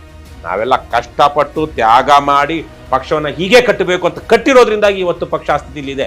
ಅನ್ನ ಸಾರು ಹಪ್ಪಳದ ಚೂರು ಇಷ್ಟೇ. ಇನ್ನೊಂದು 10 ಸೆಕೆಂಡ್ ಆಗಿದ್ದಿದ್ರೆ ಇವನು ನನ್ನನ್ನು ತೆಗೆದುಕೊಂಡು ಹೋಗಿ ಮುರಳೀಧರ್ ಅನ್ನುವಂಥವನು ತಗೊಂಡು ಹೋಗಿ ಅವನು ಆ ನಾಯಿ ನರಿಗಳಿಗೆ ಬಿಸಾಕ್ಬಿಡ್ತಾ ಇದ್ದ. ಆವತ್ತು ದೇವೇಗೌಡರ ಸಾಮ್ರಾಜ್ಯದ ಪತನ ಆರಂಭವಾಗಿತ್ತು. ಈ ಪಥಸಂಚಲನ ಮಾಡ್ತಿರೋರಲ್ಲಿ ಒಬ್ಬ ಅಲ್ಲ, ಅಷ್ಟು ಸಾವಿರಾರು ಜನ ಊರುಗಳೆಲ್ಲ ಮಾಡಿದಲ್ಲ. ಲಂಚ, ಭ್ರಷ್ಟಾಚಾರ ನಮ್ಮ ದೇಶದ ಅತಿ ದೊಡ್ಡ ಶತ್ರು. ನಮ್ಮ ದೇಶ ಚೆನ್ನಾಗಾಗಬೇಕು ಅಂದರೆ, ವಿಶ್ವಗುರು ಆಗಬೇಕು ಅಂದರೆ ಇಲ್ಲಿ ಅನ್ಯಾಯ, ಅಕ್ರಮ, ಭ್ರಷ್ಟಾಚಾರ ನಿಲ್ಲಬೇಕು. ಇಲ್ಲ ಕೂಡ. ಆದ್ರೆ 5 ಬೆರಳಿಗೆ 5 ಉಂಗುರ ಹಾಕೊಂಡು ಕುದ್ಗೆಗೆ ನಾಯಿ ಚೇನ ಹಾಕೊಂಡು ಅಲ್ಲಿ ಹೋಗಿ ದಲ್ಲಾಳಿ ಕೆಲಸ ಮಾಡೋರು ಯಾರು? ತಮ್ಮ ಆತ್ಮವನ್ನೇ ಅಡವಿಟ್ಟುಕೊಂಡು ಹಣ ಮಾಡ್ತಾ ಇದ್ದಾರೆ. ಈ ಕರ್ನಾಟಕದಲ್ಲಿ ಈಗಾಗಲೇ ಇರ್ತಕ್ಕಂಥ ಪಕ್ಷಗಳಲ್ಲಿ ಭ್ರಷ್ಟಾಚಾರ ಮಿತಿಮೀರಿತ್ತು. ತಾವು ಕೂಡ ಅದನ್ನ ಭ್ರಷ್ಟಾಚಾರ ಮುಕ್ತ ಕರ್ನಾಟಕ, ಲಂಚ ಮುಕ್ತ ಕರ್ನಾಟಕ ಮಾಡ್ಬೇಕಂತ ಎಲ್ಲ ಸರ್ಕಾರಿ ಕಚೇರಿಯಿಂದ ಅಧಿಕಾರಿ ವರ್ಗ ಆಗಿರ್ಬೋದು, ರಾಜಕಾರಣಿಗಳಿಗೆ ಒಂದು ದುಸ್ವಪ್ನವಾಗಿ ಅಥವಾ ಒಂದು ಗಂಟೆಯಿಂದ ಹೋರಾಟ ಮಾಡ್ಕೊಂಡ್ ಬಂದ್ರಿ. ಸೊ ಆ ಹೋರಾಟದ ಭಾಗವಾಗಿನೇ ತಾವು KRS ಮಾಡಿದ್ರಿ. ಸೊ ಇದ್ರ ಮಧ್ಯೆ KRS ಸೈನ್ಯ ಹೇಗಿದೆ ಸರ್? ಈಗ ಹೇಗೆ ಫಾರ್ಮ್ ಆಗಿದೆ ಕರ್ನಾಟಕದಲ್ಲಿ? ನಾವು 31 ಜಿಲ್ಲೆಗಳಲ್ಲಿ ಇದ್ದೀವಿ. 1-2 ಜಿಲ್ಲೆಗಳಲ್ಲಿ ಸಶಕ್ತವಾದಂತಹ ಏನು ಜಿಲ್ಲಾ ಸಮಿತಿಗಳಿಲ್ಲ. ಒಂದು 2-3 ಜಿಲ್ಲೆಗಳಲ್ಲೇ ಇಲ್ಲ. ಹಾಗೆ ನೋಡಿದ್ರೆ ತುಂಬ ಚೆನ್ನಾಗಿ ಮಿಕ್ಕ ಒಂದು 8-10 ಜಿಲ್ಲೆಗಳಲ್ಲಿ ತುಂಬ ಚೆನ್ನಾಗಿದೆ. ಇವತ್ತು ನಾವು ಒಂದು ದೊಡ್ಡ ಕಾರ್ಯಕ್ರಮ ಮಾಡಬೇಕು ಅಂದರೆ ಕರೆ ಕೊಟ್ಟರೆ ಕನಿಷ್ಠ 1,000 ಜನ ಇವತ್ತು ಆ್ಯಸ್ ಆಫ್ ಟುಡೇ, ಕಳೆದ 6 ತಿಂಗಳಲ್ಲೇ ನಮ್ಮ ಪಕ್ಷ ಡಬಲ್ ಬೆಳವಣಿಗೆ ಕಂಡಿದೆ. ಹಾಗೆ ನೋಡಿದ್ರೆ ಸೊ ಇವತ್ತು 1,000 ಜನ ನಾವು ಹಣ ಹಂಚಿದೆ ನಾವು ಅವ್ರಿಗೆ ಬಸ್ ಟಿಕೆಟ್ ಕೊಡೋದು ಬೇಡ, ಬಿರಿಯಾನಿ ತಿನ್ನಿಸೋದು ಬೇಡ, ಏನಿಲ್ಲ. ನಮ್ಮ ಪಕ್ಷದ ಮೆನು ಅಂತೂ ತುಂಬ ಸಿಂಪಲ್ಲು, ಸೂಪರು. ಅನ್ನ ಸಾರು ಹಪ್ಪಳದ ಚೂರು ಅಂತ. ಅನ್ನ ಸಾರು ಹಪ್ಪಳದ ಚೂರು ಇಷ್ಟೇ. ವೆಜಿಟೇರಿಯನ್ ಫುಡ್ಡು, ಅದರಲ್ಲೂ ಅನ್ನ ಸಾರು ಹಪ್ಪಳದ ಚೂರು, ರಾತ್ರಿ ಆಗಲಿ ಬೆಳಗಾಗಲಿ ಮಧ್ಯಾಹ್ನ ಆಗಲಿ. ಸೊ ಈ ಥರದ ಹೋರಾಟಗಳಿಗೆ ಇವತ್ತು 1,000 ಜನ ಸ್ವಯಂ ಪ್ರೇರಿತವಾಗಿ ಬರ್ತಾರೆ. ಬೆಂಗಳೂರಲ್ಲಿ 10 ವರ್ಷದಿಂದ 7-8 ವರ್ಷದಿಂದ ಟೌನ್ ಹಾಲ್ ಮುಂದೆ ಪ್ರತಿಭಟನೆ ಕೊಡ್ತಾರೆ. ಯಾಕಂದ್ರೆ ನೀವು ಆ ಸಂದರ್ಭದಲ್ಲೆಲ್ಲ ವರದಿ ಮಾಡ್ತೀನಿ, ನಿಮಗೆ ಗೊತ್ತಿದೆ. ಪ್ರತಿಭಟನೆ ಕೊಡ್ತಾ ಇದ್ರು. ಒಂದ್ಸಲ ನಾನು ನೋಡ್ತೀನಿ, BJPಯವರು ಕಾಂಗ್ರೆಸ್ ಪಕ್ಷದ ವಿರುದ್ಧ ಒಂದು ಪ್ರತಿಭಟನೆ ಹಮ್ಮಿಕೊಂಡಿದ್ರು. 100 ಜನ ಕಾರ್ಪೊರೇಟ್ಗಳಿದ್ರು ಬೆಂಗಳೂರು BBMPಲಿ ಅವತ್ತು BJPಯವರು. ಆದರೆ ಅವೆಲ್ಲ ಸೇರಿದ್ರು 100 ಜನ ಇರಲಿಲ್ಲ ಅಲ್ಲಿ ಟೌನ್ ಹಾಲ್ ಮುಂದೆ ಪ್ರತಿಭಟನೆ ಮಾಡಿದಂಥ ಸಂದರ್ಭದಲ್ಲಿ. ಅಂದರೆ ಸ್ವಯಂ ಪ್ರೇರಿತವಾಗಿ ಯಾರೂ ಬರೋದಿಲ್ಲ. ದುಡ್ಡು ಕೊಟ್ಟರೆ ಎಂಡ ಕೊಟ್ಟ ಅಥವಾ ಇನ್ಯಾರೋ ದೊಡ್ಡ ರಾಜಕಾರಣಿ ಬರ್ತಾನೆ ಅಂದರೆ ಅವನಿಗೆ ಮುಖ ತೋರಿಸ್ಕೊಳ್ಳೋದಕ್ಕೆ, ಅಟೆಂಡೆನ್ಸ್ ಹಾಕೋದಕ್ಕೆ ಕೂಡ ಈ ರಾಜಕಾರಣಿಗಳು ಬರೋದು. ಆದರೆ ಅವ್ರು ಎಲೆಕ್ಷನ್ ಟೈಮಲ್ಲಿ ಸಕ್ರಿಯವಾಗ್ಬಿಡ್ತಾರೆ. ಬಿಲದಿಂದ ಏನು ಇವು ಬರ್ತಾವಲ್ಲ, ಇರುವೆಗಳು ಬಂದಾಗಿ. ಯಾಕಂದರೆ ಸಕ್ಕರೆ ಹಂಗಿರುತ್ತೆ ಆ ಟೈಮಲ್ಲಿ. ವಾ ಸಕ್ಕರೆಗೆ ನನಗೆ ಗೊತ್ತಿರೋಂಗೆ ಸಕ್ಕರೆಗೆ ಏನು ವಾಸನೆ ಇದೆಯೋ ಗೊತ್ತಿಲ್ಲ. ಇರುವೆಗಳು ಕಂಡುಕೊಳ್ತಾವೆ ಅದನ್ನ ಹೆಂಗೋ. ಆ ರೀತಿ ಮುತ್ತದಂಗೆ ಬರ್ತಾರೆ. ಯಾಕೆ? ಹಣ, ಹೆಂಡ, ಪ್ರಭಾವ, ಜಾತಿ ಕಾರಣಕ್ಕಾಗಿ. ಆದರೆ ಇವತ್ತು ಯಾವುದೇ ಒಂದು ಪೈಸಾ ಕೊಡದೆ ಸ್ವಯಂ ಪ್ರೇರಿತವಾಗಿ ತಾವೇ ಬಸ್ ಚಾರ್ಜ್ ಹಾಕ್ಕೊಂಡು ಬಂದು ಕಾರ್ಯಕ್ರಮದಲ್ಲಿ ಭಾಗವಹಿಸಿ ಕೇಸ್ ಆಗಲಿ ಬಿಡಲಿ, ಉಪವಾಸ ಅಂದರೆ ಉಪವಾಸ, ಸತ್ಯಾಗ್ರಹ, ರಸ್ತೆ ತಡ ಮಾಡುವಂಥ ಏಕೈಕ ಪಕ್ಷ ಇವತ್ತು ಕರ್ನಾಟಕ ರಾಷ್ಟ್ರ ಸಮಿತಿ ಪಕ್ಷ. ಸ್ವತಂತ್ರವಾಗಿ ನಡೀತಿದೆ. ಇವತ್ತು ನಾನು ಗೌರವಾಧ್ಯಕ್ಷ 3 ತಿಂಗಳಾಗ್ತಾ ಬಂತು, ನಾನು ಅಧ್ಯಕ್ಷದಿಂದ ನಿವೃತ್ತನಾಗಿ ಏನು ನನ್ನ ಅವಧಿ ಮುಗಿದು. ಆದರೆ ಇವತ್ತಿಗೂ ಪಕ್ಷ ನನ್ನ ಮೇಲಾಗಲಿ ಯಾರೊಬ್ಬರ ಮೇಲಾಗಲಿ ಅವಲಂಬಿತವಾಗಿಲ್ಲ, ಸ್ವತಂತ್ರವಾಗಿ. ಆದರೆ ಅದಾಗದೇ ಆಗಲಿಲ್ಲ. ನಾವೆಲ್ಲ ಕಷ್ಟಪಟ್ಟು ತ್ಯಾಗ ಮಾಡಿ ಪಕ್ಷವನ್ನು ಹೀಗೆ ಕಟ್ಟಬೇಕು ಅಂತ ಕಟ್ಟಿರೋದ್ರಿಂದಾಗಿ ಇವತ್ತು ಪಕ್ಷ ಆ ಸ್ಥಿತಿಲಿದೆ. ಏನು ರವಿಕೃಷ್ಣಾರೆಡ್ಡಿ ಇರಲಿಲ್ಲ, ನಿಂಗೇಗೌಡ ಇರಲಿಲ್ಲ, ದೀಪಕ್ ಸಿ ಹಾಲಿ ಅಧ್ಯಕ್ಷರು ಯಾರು ಇರಲಿಲ್ಲ, ಅದಕ್ಕಾಗಿ ಸೇರಿಬಿಡ್ತು, ಜನ ಅವರಾಗವರ ಬಂದ್ಬಿಟ್ರು. ಇಲ್ಲ, ನಾವು ತ್ಯಾಗ ಮಾಡಿದ್ದೀವಿ, ದಣಿದಿದ್ದೀವಿ, ದುಡಿದಿದ್ದೀವಿ, ಅವಮಾನ ಅನುಭವಿಸಿದ್ದೀವಿ, ಸೋಲು ಅನುಭವಿಸಿದ್ದೀವಿ, ಬಂಧನಕ್ಕೊಳಪಟ್ಟಿದ್ದೀವಿ. ಇವೆಲ್ಲ ಮಾಡಿ ಮಾಡಿ ಮಾಡಿ ಇವತ್ತು ಪಕ್ಷ ಜನರ ವಿಶ್ವಾಸನ ಗಳಿಸ್ಕೊಂಡಿರೋ ಕಾರಣಕ್ಕಾಗಿ ತನ್ನ ಕಾಲ ಮೇಲೆ ಯಾವೊಬ್ಬನ ದುಡ್ಡಿನ ಮೇಲೆ ಅಲ್ಲದೆ, ಯಾವೊಬ್ಬ ವ್ಯಕ್ತಿಯ ಮೇಲೆ ಅಲ್ಲದೆ ಇವತ್ತು ಒಂದು ಸ್ವತಂತ್ರ ಪಕ್ಷವಾಗಿ ನಿಲ್ಲುವಂಥ ಸ್ಥಿತಿ ಇವತ್ತು ಬಂದಿದೆ. ಅದರ ಹಿಂದೆ ನಮ್ಮೆಲ್ಲರ ಹಲವಾರು ಜನರ ತ್ಯಾಗ ಇದೆ, ದುಡಿಮೆ ಇದೆ, ಶ್ರಮ ಇದೆ, ಬದ್ಧತೆ ಇದೆ, ವಿಚಾರ ಇದೆ. ಸೊ ಹಾಗಾಗಿ ಇವತ್ತು ಕರ್ನಾಟಕ ರಾಷ್ಟ್ರ ಸಮಿತಿ ಪಕ್ಷ ಇದೊಂದು ಸೇನೆ. ನಾವು ಅದಕ್ಕೆ ಸೈನಿಕರು ಅನ್ನೋದು ನಮ್ಮ ಪಕ್ಷ. ಶೀಲ ಮತ್ತು ಶಿಸ್ತು ನುಡಿದಂತೆ ನಡಿಬೇಕು. ನಾವು ಭ್ರಷ್ಟಾಚಾರದ ವಿರುದ್ಧ ಇದ್ದೀವಿ ಅಂದರೆ ನಾವು ಭ್ರಷ್ಟಾಚಾರದ ಪಾಲುದಾರರಾಗಬಾರ್ದು, ಪೋಷಕರಾಗಬಾರ್ದು, ಸುಳ್ಳು ಹೇಳಬಾರ್ದು, ಅಪವಿತ್ರ ಕೆಲಸಗಳನ್ನು ಮಾಡಬಾರ್ದು. ಶೀಲ ನುಡಿದಂತೆ ನಡಿಬೇಕು. ನಮ್ಮ ನುಡಿ ಪಾರದರ್ಶಕವಾಗಿರಬೇಕು. ಮತ್ತು ಶಿಸ್ತು. ಇವತ್ತು KRS ಪಕ್ಷದ 5 ಜನ ಇದ್ದಾರೆ ಅಂದರೆ ಅಲ್ಲಿ 50 ಜನ ದುರುಳರು, ದುಷ್ಟರು ಇರಲಿ, ಈ 5 ಜನ ಅವ್ರನ್ನ ಎದುರಿಸ್ತಾರೆ, ಎಲ್ಲ ವಿಡಿಯೋ ಮಾಡ್ತಾರೆ, ಹೊಡಿಬೋದು, ಬಡಿಬೋದು. ಹೀಗೆ ಸೋಮಣ್ಣನ ಕಡೆ ಗೂಂಡಾಗಳು ನಮ್ಮ ಇವತ್ತಿನ ರಾಜ್ಯ ಜಂಟಿ ಕಾರ್ಯದರ್ಶಿ ಜೀವನ್ ರವರನ್ನ ಹೊಡೆದು ಇಲ್ಲಿ ಕೈಯೆಲ್ಲ ಮುರಿದಾಕಿದ್ರು. ಎಲ್ಲ ಕೇಸ್ ವಾಪಸ್ ತಗೊಂಡ್ರು, ಅವರ ಕೌಂಟ್ರ್ ಕೇಸೆಲ್ಲ ಹಾಕಿ ಕಾಲಿಗೆ ಬಿದ್ದು. ಸೊ ಆವತ್ತಿದ್ದು ಅವರು 100 ಜನ ಇದ್ರು, ನಮ್ಮವ್ರು ಇದ್ದಿದ್ದು ಎಷ್ಟು? ಪೊಲೀಸರು ಅವ್ರ ಜೊತೆ ಮಿಂಗಲ್ ಆಗ್ತಾರೆ. ನಮ್ಮನ್ನ ಹೊಡೆಯೋದಕ್ಕೆ ಬಂದಿರೋರ ಜೊತೆ ಪೊಲೀಸರು ಸೇರ್ಕೊಂಡು ನಮ್ಮ ಹಿಡ್ಕೊಳ್ತಾರೆ, ಅವ್ರು ಹೊಡೆಯೋದಕ್ಕೆ ಬಿಡ್ತಾರೆ. ಅವನೊಬ್ಬ ಲೋಫರು, ಅಯೋಗ್ಯ, ನೀಚ, ಒಬ್ಬ ಮುರಳೀಧರ್ ಅನ್ನುವಂಥ DYSP ನನ್ನನ್ನು ತಗೊಂಡೋಗಿ ಹೊಳೆ ನರಸೀಪುರದಲ್ಲಿ JDS ಗೂಂಡಗಳು ಕೊಟ್ಬಿಡ್ತಾ ಇದ್ದ 10 ಅಡಿ ದೂರದಲ್ಲಿ. ಈ ಗಣಪತಿ ಅಂತ ಒಬ್ಬರು ತೀರೋದ್ರಲ್ಲ, ಅದು ಆತ್ಮಹತ್ಯೆ ಮಾಡಿಕೊಂಡು ಒಬ್ಬರು DYSP, ಅವರ ಸ್ವಂತ ತಮ್ಮ, ಅವರು ASP ಆಗಿದ್ರು, ಅಡಿಷನಲ್ ಸೂಪರ್ಡೆಂಟ್ ಆಫ್ ಪೊಲೀಸ್ ಆಗಿದ್ರು. ಅವ್ರು ಆ ಕ್ಷಣಕ್ಕೆ ಬಂದಿರಲಿಲ್ಲ ಅಂದಿದ್ರೆ, ಇನ್ನೊಂದು 10 ಸೆಕೆಂಡ್ ಆಗಿದ್ದಿದ್ರೆ ಇವನು ನನ್ನನ್ನು ತೆಗೆದುಕೊಂಡು ಹೋಗಿ ಮುರಳೀಧರ್ ಅನ್ನುವಂಥವನು ತಗೊಂಡು ಹೋಗಿ ಅವನು ಆ ನಾಯಿ ನರಿಗಳಿಗೆ ಬಿಸಾಕ್ಬಿಡ್ತಾ ಇದ್ದ. ಏನಾಗ್ತಿತ್ತೋ ಬಿಡ್ತಿತ್ತೋ ಗೊತ್ತಿಲ್ಲ. ಆಚೆ ಏನು ಗೇಟಿಂದ ಆಚೆ ಕಾಯ್ತಾ ಇದಾರೆ ಕಲ್ಲು ತಗೊಂಡು ಹೊಡೆಯೋಕೆ ನಮ್ಮನ್ನೆಲ್ಲ. ಕಲ್ಲಲ್ಲಿ ಹೊಡೆದ್ರು, ರಕ್ತ ಬಂತು. ನಮ್ಮವ್ರಿಗೆ ಗಾಡಿಗೆ ಬಿತ್ತು, ನನಗೂ ಗಾಯ ಎಲ್ಲ ಒಂದಷ್ಟು ಇಲ್ಲೆಲ್ಲ ಪರಿಚಿತ ಒಬ್ಬರಿಗೆ ಕೈಗೆ ಏಟು ಬಿತ್ತು, ರಕ್ತ ಹರಿತು. ಅವತ್ತು ಪೊಲೀಸ್ ಗಾಡಿ ಇದೊಡ್ದಾಕಿದ್ರು, ಅವ್ರದ್ದು ವಿಂಡ್ಶೀಲ್ಡ್ ಹೊಡೆದಾಕಿದ್ರು ಪೊಲೀಸರಿಗೆ. ಆ ರೇವಣ್ಣನ ಕಡೆ ಗುಂಡಗಳ ಮೇಲೆ ಒಂದು ಕೇಸ್ ಹಾಕೋದಕ್ಕೆ ದಮ್ಮಿಲ್ಲ ಅವ್ರಿಗೆ. ಆದರೆ ಆವತ್ತು ಏನೋ ಅವ್ರ ಹೆಸರೇನೋ ಚೆನ್ನಾಗಿದೆ, ತಮ್ಮಯ್ಯ ಅನ್ಸುತ್ತೆ, ತಮ್ಮಯ್ಯ ಸಂತೋಷ ತಮ್ಮಯ್ಯ ಇರಬೇಕು. ಅವ್ರು ಬಂದು ಅವತ್ತು ನಿಲ್ಲಿಸಿದ್ರು. ಏನು ಮಾಡ್ತಿದ್ದೀರಾ ಅಂತೇಳಿ ಅವನ DYSPನ, ಇಲ್ಲಾಂದ್ರೆ ಅವ್ನು ತಗೊಂಡೋಗಿ ನಾರಿನರಿಗೆ ಬಿಸಾಕ್ಬಿಡ್ತಾ ಇದ್ದ. ಆದರೆ ಇವತ್ತು ಯಾವುದಕ್ಕೂ ಎದುರದೆ, ಇವತ್ತು 4 ವರ್ಷದಿಂದ ಕತೆ ನಾನು ಹೇಳ್ತಾ ಇರೋದು. 2022 ಯಾವುದು ಆಗಸ್ಟಲ್ಲೋ ಏನೋ ನಡೆದಂಥ ಘಟನೆ, ಅದು ಜುಲೈ ಅಲ್ಲ, ಆವತ್ತು ದೇವೇಗೌಡರ ಸಾಮ್ರಾಜ್ಯದ ಪತನ ಆರಂಭವಾಗಿದ್ದು. ಯಾರು ಚಾಲೆಂಜ್ ಮಾಡಿರಲಿಲ್ಲ ಅಲ್ಲಿ ತನಕ. ಕಳೆದ 20-30 ವರ್ಷದಲ್ಲಿ ಹೊಳೆ ನರಸೀಪುರಕ್ಕೆ ಹೋಗಿ KRS ಪಕ್ಷ ಚಾಲೆಂಜ್ ಮಾಡಿದ ರೀತಿಯಲ್ಲಿ ಯಾರು ಚಾಲೆಂಜ್ ಮಾಡಿರಲಿಲ್ಲ. ನಾವು ಚಾಲೆಂಜ್ ಮಾಡಿದ ಮೇಲೆ ಕಾಂಗ್ರೆಸ್ನವ್ರಿಗೆ ಅವಮಾನ ಆಯಿತು. ಆವಾಗ ಅವ್ರು ಸ್ವಲ್ಪ, ಅಯ್ಯೋ KRS ಪಾರ್ಟಿ ಇದು ಯಾರು ಹೆಸರೇ ಕೇಳಿಲ್ಲ, ನೋಡೇ ಇಲ್ಲ, ಅದೇನಪ್ಪ ಅವ್ರು ಬಂದಂಗೆ ಮಾಡಿದಾರೆ, ನಾವು ಇಷ್ಟು ಅಯೋಗ್ಯರ, ಇಷ್ಟು ನಾಲಾಯಕಗಳ, ಇಷ್ಟು ಅದೇನು ಆ ಪದಗಳು ಬಳಸೋದಕ್ಕೆ ಇಷ್ಟ ಇಲ್ಲ, ನಿರ್ವೀರ್ಯರ, ನಿಶಕ್ತರ ಅಂತ ಅವ್ರಿಗೆ ಅನ್ನಿಸ್ತು. ಹಾಗಾಗಿ ಅವ್ರ ಧೈರ್ಯ ತಗೊಂಡು ಅಲ್ಲಿ ಹೇಳ್ತಾ ಇದ್ರು, ಪತ್ರಕರ್ತರು ಹೇಳ್ತಾರೆ, ಈಗಲೂ ಹೇಳ್ತಾರೆ, ಆ ಸಂದರ್ಭದಲ್ಲಿ 5 ಜನ ಕಾಂಗ್ರೆಸ್ನವರು ಚುನಾವಣಾ ಪ್ರಚಾರಕ್ಕೆ ಮನೆಗೆ ಹೋದ್ರೆ 10 ಜನ ಪೊಲೀಸರು ಅವರಿಗೆ ಕಾವಲು, ಪ್ರೊಟೆಕ್ಷನ್. ಆ ಪರಿಸ್ಥಿತಿ ಇತ್ತು. ಅಂಥದ್ರಲ್ಲಿ ಹೋಗಿ ನಾವು ಸುಮಾರು 4-5 ಸಾವಿರ ಜನ ಗುಂಪು ಸೇರಿದ್ದಾರೆ ನಮ್ಮ ನೋಡೋದಕ್ಕೆ. ನಾವು ಇದ್ದಿದ್ದು 300-400 ಜನ. ಎದುರಲಿಲ್ಲ, ದಂಡಿಗೆ ಎದುರಲಿಲ್ಲ, ದಾಳಿಗೆ ಎದುರಲಿಲ್ಲ. ಆದರೆ ಈ ತರಹದ ಹೋರಾಟ ಮಾಡುವಂಥ ಶಕ್ತಿ ಇರುವಂಥ ಏಕೈಕ ಪಕ್ಷ ಇವತ್ತು. ಇಷ್ಟು 1000 ಜನ ಅದೇನೋ ದೊಣ್ಣೆ ಹಿಡ್ಕೊಂಡು ಇವಾಗೇನೋ ಪಥಸಂಚಲನ ಮಾಡ್ತಾ ಇದ್ದಾರಲ್ಲ, ಈ ಪಥಸಂಚಲನ ಮಾಡ್ತಿರೋರಲ್ಲಿ ಒಬ್ಬ ಅಲ್ಲ, ಅಷ್ಟು ಸಾವಿರಾರು ಜನ ಊರುಗಳೆಲ್ಲ ಮಾಡಿದ್ರಲ್ಲ. ಒಂದು ದಿವಸ ಹೋಗಿ ತಾಲೂಕು ಆಫೀಸ್ ಮುಂದೆ ಲಂಚ, ಭ್ರಷ್ಟಾಚಾರ ನಮ್ಮ ದೇಶದ ಅತಿ ದೊಡ್ಡ ಶತ್ರು, ನಮ್ಮ ದೇಶ ಚೆನ್ನಾಗಾಗಬೇಕು ಅಂದ್ರೆ, ವಿಶ್ವಗುರು ಆಗಬೇಕು ಅಂದ್ರೆ ಇಲ್ಲಿ ಅನ್ಯಾಯ, ಅಕ್ರಮ, ಭ್ರಷ್ಟಾಚಾರ ನಿಲ್ಲಬೇಕು, ಹಾಗಾಗಿ ತಾಲೂಕು ಆಫೀಸಲ್ಲಿ ಇವತ್ತು ಭ್ರಷ್ಟಾಚಾರ ನಿಲ್ಲಿಸಿ ಅಂತ ಹೇಳಿದಾರ. ಇನ್ಯಾವ ದೇಶಭಕ್ತಿ ಇವ್ರದು? ನಿಜವಾದ ದೇಶಭಕ್ತರು KRS ಪಕ್ಷದವರು. ನಾವು ಹೋಗಿ ಇವತ್ತು ಲಂಚ, ಭ್ರಷ್ಟಾಚಾರ, ಅನ್ಯಾಯ ಅಕ್ರಮವನ್ನು ನಿಲ್ಲಿಸೋದಕ್ಕೆ ಕೈಯಲ್ಲಿ ಲಾಠಿ, ಬಾಯಲ್ಲಿ ಸೀಟಿ. ಇವಾಗ ನಮ್ಮ ಧ್ಯೇಯವಾಕ್ಯ, ಬಾಯಲ್ಲಿ ಸೀಟಿ, ಕೈಯಲ್ಲಿ ಲಾಠಿ ಹಿಡ್ಕೊಂಡು ಅನ್ಯಾಯ ಅಕ್ರಮಗಳನ್ನು ನಿಲ್ಲಿಸ್ತೀವಿ ಅಂತ ನಾವು ಹೇಳ್ತಾ ಇದ್ವಿ. ಸೊ ಹಾಗಾಗಿ BJP, JCB ಪಕ್ಷದವರು, BJP, ಕಾಂಗ್ರೆಸ್, JDS ಈ ಪಥಸಂಚಲನ ಮಾಡೋರು, ಇನ್ನೊಂದು ಮಾಡೋರು ಯಾವತ್ತಾದರೂ ಹೋಗಿ ಅವರು ಯಾವ ತಾಲೂಕು ಆಫೀಸಲ್ಲೋ ಗ್ರಾಮ ಪಂಚಾಯತಿಲೋ ಭ್ರಷ್ಟಾಚಾರದ ವಿರುದ್ಧ ಪ್ರಶ್ನೆ ಮಾಡಿದಾರಾ? ಜನರಿಗೆ ಧೈರ್ಯ ಕೊಟ್ಟಿದ್ದಾರಾ? ಹೇಳಿ ಚಂದ್ರಶೇಖರ್, ನೀವೇ ಯಾವ್ದಾರು ನೋಡಿದ್ದೀರಾ? ಕಾಂಗ್ರೆಸ್ ಅವರು, JDS ಅವರು, BJP ಅವರು ತಾಲೂಕು ಆಫೀಸ್ ಮುಂದೆ ಹೋಗಿ ಏನ್ರಯ್ಯ ಲಂಚ ಕಳ್ತಿರಲ್ಲ, ಇಲ್ಲ ಇದು ನಿಮ್ಗೆ ನಾಚಿಕೆ ಆಗಲ್ವ ಅಂತ ಕೇಳಿದಾರ? ಇಲ್ಲ ಕೂಡ. ಆದ್ರೆ 5 ಬೆರಳಿಗೆ 5 ಉಂಗ್ರ ಹಾಕೊಂಡು ಕುದ್ಗೆ ನಾಯಿ ಚೇನ ಹಾಕೊಂಡು ಅಲ್ಲಿ ಹೋಗಿ ದಲ್ಲಾಳಿ ಕೆಲಸ ಮಾಡೋರು ಯಾರು? ಬಿಳಿಯಾದ ಗರಿಗರಿಯಾದ ಬಟ್ಟೆ ಹಾಕೊಂಡು ಯಾರು ಮಾಡ್ತಿದ್ದಾರೆ? ಅದೇ ಪಕ್ಷದ ಪುಡಾರಿಗಳೇ. ಹಾಗಾಗಿ ಇವತ್ತು ಭ್ರಷ್ಟಾಚಾರದ ಪೋಷಕರು ಯಾರು? ಪ್ರಮೋಟರ್ಸ್ ಯಾರು? JCB ಪಕ್ಷಗಳವರೇ. ಹಾಗಾಗಿ ಇವತ್ತು ನಿಜವಾದ ದೇಶಭಕ್ತಿ, ರಾಷ್ಟ್ರಭಕ್ತಿ, ನಾಡಪ್ರೇಮ ಇರುವಂಥ ನಾಡ ಯೋಧರು ಯಾರು ಅಂದರೆ ಇವತ್ತು ಸದ್ಯಕ್ಕೆ KRS ಪಕ್ಷ. ನೀವು ಕೇಳಿದ ಪ್ರಶ್ನೆಗೆ KRS ಪಕ್ಷದ ಸೈನ್ಯ ಈ ಥರ ಶೀಲ ಮತ್ತು ಶಿಸ್ತಿನಲ್ಲಿ ಇವತ್ತು ಕೆಲಸ ಮಾಡ್ತಾ ಇದೆ. ನಮ್ಮದು ಮಲ್ಟಿಪ್ಲೈ ಆಗ್ತಾನೆ ಇದೆ. ಪ್ರತಿ ದಿವಸ ಜನ ಸೇರ್ತಾ ಇದ್ದಾರೆ. ಏನೋ ಫೋನಲ್ಲಿ ಮಿಸ್ಡ್ ಕಾಲ್ ಕೊಟ್ಬಿಟ್ಟು ಮೆಂಬರ್ ಆಗಿಬಿಟ್ರೆ ಯಾರ್ಯಾರ್ದೋ ತಗೊಂಡು ಎಲ್ಲ ಫೋನ್ಗಳು ಮಿಸ್ಡ್ ಕಾಲ್ ಕೊಟ್ಟಿದ್ದಾನೆ ಅನ್ನೋದು ಗ್ಯಾರಂಟಿನೂ ಇಲ್ಲ, ಪ್ರೂಫ್ ಇಲ್ಲ. ಪ್ರಪಂಚಕ್ಕೆ ಅದೊಂದು ಪಕ್ಷ ನಮ್ಮದು. ನಗೆಪಾಟ್ಲು.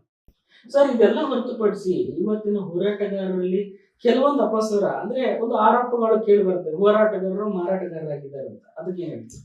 ಹೋರಾಟಗಾರರು ಮಾರಾಟಗಾರರಲ್ಲ, ಮಾರಾಟವಾಗಿರುವವರು ಅಂತಿರ್ಬೇಕದು ಅಲ್ವಾ? ಹೋರಾಟವನ್ನ ಮಾರಾಟಕ್ಕೆ ಇಟ್ಟಿರ್ತಾರೆ, ಆಮೇಲೆ ಇವರೇ ಮಾರಾಟವಾಗಿರ್ತಾರೆ.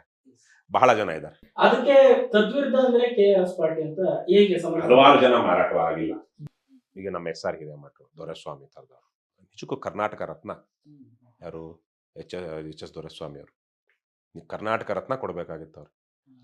ಸಾವಿರಾರು ಲಕ್ಷಾಂತರ ಕೋಟಿ ರೂಪಾಯಿಗಳ ಆಸ್ತಿಯನ್ನ ಉಳಿಸುವಂಥ ಹೋರಾಟದಲ್ಲಿ ಕೈ ಇದ್ದಂಥವ್ರು, ಸ್ವಾತಂತ್ರ್ಯ ಹೋರಾಟಗಾರರು. ಇವತ್ತು ನಾಡೋಜ ಅಂತ ಹೆಸರು, ನಾಡೋಜ ಕೊಡಬೇಕಾಗಿತ್ತು, ರಾಜ್ಯ ಕೊಂಡಾಡಬೇಕಾಗಿತ್ತು SR ಹಿರೇಮಠರನ್ನ. ಒಂದು ಯಾವುದೋ ಪುಂಡ್ರಿಗೆ, ಪೋಖ್ರುಗಳಿಗೆ, ಕ್ಷುಲ್ಲಕರಿಗೆ, ಹಾದಿ ಏನು ನೀಚ್ ಕೆಲಸ ಮಾಡೋರಿಗೆಲ್ಲ ನಮ್ಮ ಯೂನಿವರ್ಸಿಟಿಗಳು ಅಯೋಗ್ಯರು ಏನು ಡಾಕ್ಟ್ರೇಟ್ ಕೊಡ್ತಾರೆ. SR ಹಿರೇಮಠರು SLC PUCನಲ್ಲಿ ರ್ಯಾಂಕ್ ಹೋಲ್ಡರು, ಅಮೇರಿಕದಲ್ಲಿ MS ಮಾಡಿದಂಥವ್ರು, MS MBA ಮಾಡಿದಂಥವ್ರು, ಅಲ್ಲಿದ್ದಂಥವ್ರು ಇಲ್ಲಿ ಬಂದು ಇಷ್ಟು ವರ್ಷಗಳಿಂದ ಹೋರಾಟ ಮಾಡ್ತಿದ್ದಾರೆ, ಜನರಿಗೆ ಹೇಳಿಕೆಗೆ ಕೆಲಸ ಮಾಡ್ತಾರೆ. ಅವರ ಏಕೈಕ ಕಾರಣಕ್ಕಾಗಿ ಇವತ್ತು 30-40 ಸಾವಿರ ಕೋಟಿ ರೂಪಾಯಿ ತೆಗೆದಿಡಲಾಗಿದೆ. ರಿಹ್ಯಾಬಿಲಿಟೇಷನ್ ಆ್ಯಂಡ್ ರಿಜುವಿನೇಷನ್, ಪುನಶ್ಚೇತನ ಮತ್ತು ಪುನರ್ನವೀಕರಣಕ್ಕಾಗಿ ಇಲ್ಲಿ ಗಣಿಬಾಧಿತ ತಾಲೂಕುಗಳಲ್ಲಿ ಇಷ್ಟೆಲ್ಲ ಸಾಧನೆ ಇದೆ. ಅವ್ರಿಗೆ ಯಾವ್ದಾದ್ರು ಯೂನಿವರ್ಸಿಟಿಯವರು 81 ವರ್ಷ, ಮೊನ್ನೆ ನವೆಂಬರ್ 5ಕ್ಕೆ 81 ವರ್ಷ ತುಂಬಿತು ಹಿರೇಮಠರಿಗೆ. ಆ ನಾಡು ಏನು ನೆನಪಿಸ್ಕೊಳ್ತಾ ಇದೆಯಾ? ಕೃತಜ್ಞ ಜನರು ನಾವು ಅನ್ನುವಂಥ ಸ್ಥಿತಿ ಬಂದಿದೆ. ಆದರೆ ಒಂದು ಯೂನಿವರ್ಸಿಟಿಯವರಿಗೆ ಅವ್ರಿಗೊಂದು ಡಾಕ್ಟ್ರೇಟ್ ಕೊಡುವಂಥ ಯೋಗ್ಯತೆ ಇಲ್ಲ. ಯಾವನೋ ಏನೇನೋ ದುಡ್ಡು ಕೊಟ್ಟವ್ರಿಗೆಲ್ಲ ಮಾರ್ಕೊಳ್ತಾರೆ. ಎಷ್ಟು ಜನ ರೇಪಿಸ್ಟ್ಗಳು ಕೊಟ್ಟಿಲ್ಲ ಇವತ್ತು ನಾವು ಲೆಕ್ಕ ಹಾಕಿದ್ರೆ, ಹಂಗೆ ನೋಡಿದ್ರೆ ಇವತ್ತು ಪ್ರಶಸ್ತಿಗಳ ಮೌಲ್ಯ ಆಯ್ದಲ್ವಾ? ಹಾಗಾಗಿ ಇಂಥ ಹೋರಾಟಗಾರರು ಈಗಲೂ ಇದ್ದಾರೆ. ಆದರೆ ಇದರ ಮಧ್ಯೆನೇ ಹಲವಾರು ಹೋರಾಟಗಾರರು, ಬಹಳ ಹೋರಾಟಗಾರರು, ನೀವು ಹೇಳ್ದಂಗೆ ಯಾವ ಪಕ್ಷ ಅಧಿಕಾರಕ್ಕೆ ಬರುತ್ತೆ ಅವ್ರದ್ದು ತುತ್ತೂರಿ ಓದಬೇಕು. ನಾವು ಇವತ್ತು ಯಾವ ಪಕ್ಷ ಅಧಿಕಾರದಲ್ಲಿ ಇವ್ರು ತುತ್ತೂರಿ ಓದಬೇಕು ಅಷ್ಟೇ. ಗೆದ್ದೆತ್ತಿನ ಬಾಲ ಹಿಡಿಯೋದು. ಒಂದು ಕಾಲದಲ್ಲಿ ಇವರು ಹೋರಾಟ ಮಾಡ್ಕೊಂಡು ಬಂದಿದ್ದಾನೆ, ಇವ್ರಿಗೆ ಮಾನ ಮರ್ಯಾದೆ ಬಂದಿದ್ದು. ಇವ್ರು ಯಾವ ದೊಡ್ಡ ಮನುಷ್ಯರು ಅಂತಿತ್ತು. ಇವರು ಹೋರಾಟ ಮಾಡ್ಕೊಂಡು ಬಂದರು, ಸಮಾಜಕ್ಕೊಂದು. ಆದರೆ ನಿಜಕ್ಕೂ ಪ್ರಾಮಾಣಿಕತೆ, ಬದ್ಧತೆ ಇತ್ತ? ಹೋರಾಟ ಮಾಡೋಂಥ ಟೈಮಲ್ಲಿ ಅನಿವಾರ್ಯವಾಗಿ ಒಳ್ಳೆಯವ್ರ ಥರ ಒಂದು ವಿಚಾರಕ್ಕೆ ಹೋರಾಟ ಮಾಡಿದ್ರು. ತದನಂತರ ಅದರಿಂದ ಲಾಭ ಮಾಡ್ಕೊಳ್ಬಹುದು ಅಂತ ಬಂದಾಗ ಏನು ಮಾಡಿದ್ರು? ತಮ್ಮ ಆತ್ಮವನ್ನೇ ಅಡವಿಟ್ಟುಕೊಂಡು ಹಣ ಮಾಡ್ತಾ ಇದ್ದಾರೆ. ಅದು ಜಾತಿ, ಭಾಷೆ, ಸಮೂಹ. ನಾನು ಹೇಳ್ತಿರೋದು ಕೆಲವೊಂದು ಜಾತಿ ಸಂಘಟನೆಗಳು, ಕೆಲವೊಂದು ಭಾಷೆ ಸಂಘಟನೆಗಳು, ಕೆಲವೊಂದು ಈ ರೈತ ಸಂಘದಂಥ ಸಮೂಹ ಸಂಘಟನೆಗಳು, ಹಲವಾರು ಹೋರಾಟಗಾರರು ಇವತ್ತಿರುವಂಥವ್ರು, ಹಲವಾರು ಜನ, ಬಹುತೇಕರು ಅಂದರೆ ಮುಂಚೂಣಿಯಲ್ಲಿರೋರು ಡೀಲ್ ಮಾಸ್ಟರ್ಗಳು. ಅದರಲ್ಲೂ ಪ್ರಾಮಾಣಿಕತೆ, ಬದ್ಧತೆ ಉಳಿಸ್ಕೊಂಡಿರೋರು ಇದ್ದಾರೆ, ಕಡಿಮೆ. ನೀವೇ ಹೇಳಿದ್ವಿ. ಪತ್ರಕರ್ತರಿಗಂತೂ ನಾವು ಏನು ಹೇಳೋದೇ ಬೇಕಾಗಿಲ್ಲ, ಅವರೇ ಹೇಳ್ತಾರೆ. ಆದರೆ ನನ್ನಷ್ಟು ಧೈರ್ಯವಾಗಿ ಹೇಳೋದಿಲ್ಲ. ಇವತ್ತು ಒಂದು ಸಂದರ್ಭದಲ್ಲಿ ಕೂಡ ಹೇಳಿದ್ರಿ, ಉಲ್ಲೇಖ ಮಾಡಿದ್ರಿ, ಕಳೆದ ಸಂದರ್ಶನ ಮಾಡೋದು ಹಲವಾರು ವಾಹಿನಿಗಳಲ್ಲಿ ತಾವು ಹೇಳಿದ್ರಿ ಪತ್ರಕರ್ತರ ನಡೆ ನುಡಿ ಬಗ್ಗೆ. ಅದೇನೆ ಪತ್ರಕರ್ತರು ಹೇಳಬೇಕಾಗಿರೋದನ್ನ ನಾವು ಅನಿವಾರ್ಯವಾಗಿ ಹೇಳುವಂತ ಸ್ಥಿತಿಗೆ ಬಂದಿದೆ. ಇಷ್ಟು ದಿನಗಳ ಕಾಲ ಕರ್ನಾಟಕದಲ್ಲಿ ಗಟ್ಟಿ ಅಸ್ತಿತ್ವವನ್ನು ಉಳಿಸ್ಕೊಂಡು ಬಂದಂತ ಯಾವ ಪ್ರಾದೇಶಿಕ ಪಕ್ಷವೂ ಇಲ್ಲ. ಕ್ಯಾಲಿಫೋರ್ನಿಯಾ ಗವರ್ನರ್ ಆಗಬಹುದು, ಆದ್ರೆ ಪ್ರೆಸಿಡೆಂಟ್ ಆಗೋದಿಕ್ಕಾಗಲ್ಲ ಅಮೆರಿಕ. ಅವತ್ತಿನ ಸಮಸ್ಯೆಗಳನ್ನು ಎದುರುಗೊಳ್ಬೇಕು ಅಂದರೆ ಯೋಗ್ಯರು, ಪ್ರಜ್ಞಾವಂತರು, ವಿಚಾರವಂತರು ರಾಜಕಾರಣದಲ್ಲಿ ಗೆಲ್ಲಬೇಕು, ಚುನಾವಣೆಯಲ್ಲಿ ಆಯ್ಕೆಯಾಗಬೇಕು, ಅಡಿಯಾಳ ಆಗಬಾರದು. ಅಂದರೆ ಇಲ್ಲೇನು ಸಂವಿಧಾನ ಹೇಳುತ್ತೆ ಅದನ್ನು ಉಳಿಸ್ಕೊಳ್ಬೇಕು, ಪ್ರಜಾಪ್ರಭುತ್ವ ಇರಬೇಕು. ಊಟಕ್ಕಾಗಿ ಕೆಲಸ ಮಾಡ್ತೀನಪ್ಪ ಅಂದರೆ ಕೆಲಸ ಸಿಗ್ತಾ ಇರಲಿಲ್ಲ. ಇವತ್ತು ನಾವು ಮಾತಾಡಿದ್ರೆ ನಾವು ಕಾಲಕ್ಕಿಂತ ಮುಂದೆ ಇದ್ದೀವಿ, ಆವತ್ತು ಅನಿವಾರ್ಯವಾಗ್ತೀವಿ. ಹಾಗಾಗಿ ಇದು ವಿಷ, ಇದು ನಾಡಿಗೆ ಕೇಡು. ಇದು ಇವೆಲ್ಲ ಇವನು ಪುಂಗ್ತಾನೆ ಚೆನ್ನಾಗಿ, ಅವನು ಪುಂಗಿದ್ದ ಇವನು ಪುಂಗಿದ್ದ, ಅವನು ನೋಡ್ಲಿಲ್ವ ನಾವು, ಇವನು ಹಂಗೆ.